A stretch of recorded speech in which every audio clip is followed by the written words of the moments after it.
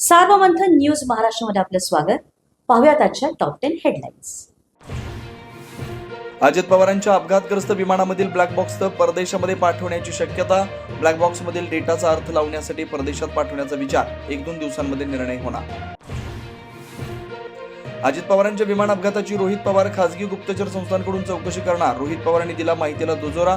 भाजपचे अमित साटम म्हणाले, सरकारी संस्थांवरती विश्वास ठेवा.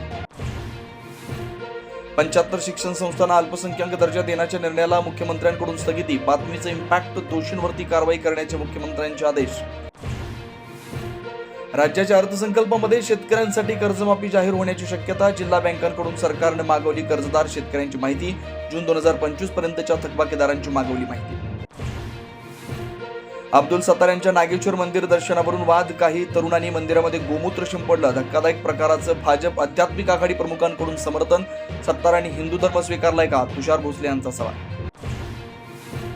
माणिकराव कोकाटेंवरती मंत्रीपद किंवा लाभाचं पद स्वीकारण्यावरची मनाई सुप्रीम कोर्टामध्ये देखील कायम. एका आठवड्यानं पुन्हा एकदा होणार सुनावणी. सदनिकेच्या प्रकरणामध्ये कोकाटेंना झाली 2 वर्षांची शिक्षा. दिग्दर्शक रोहित शेट्टीच्या घरावरती गोळीबाराच्या प्रकरणी आणखी 6 जणांना राजस्थानमधून अटक. 25 फेब्रुवारीपर्यंत ठोठावली पोलीस कोठडी. आतापर्यंत मुंबई पोलिसांकडून 11 जणांना अटक.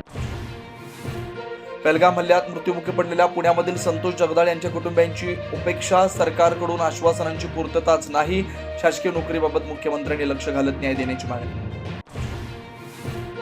धाराशिवच्या उमरग्यामध्ये संस्था चालक आणि सहकाऱ्यांच्या छळाला कंटाळून प्रभारी मुख्याध्यापक तानाजी जाधव यांची आत्महत्या. आत्महत्येपूर्वी लिहिलेल्या चिठ्ठीत केलं छळाचं वर्णन. बीडच्या गेवराईमध्ये कॉपीमुक्त परीक्षेला हरताळ. 12वीच्या विद्यार्थ्यांना दगडात गुंडाळून कॉपीचा पुरवठा. पाडळशिंगी परीक्षा केंद्रावरचा धक्कादायक प्रकार. सार्वमंथन न्यूज महाराष्ट्राला लाईक करा, शेअर करा, सबस्क्राईब करा.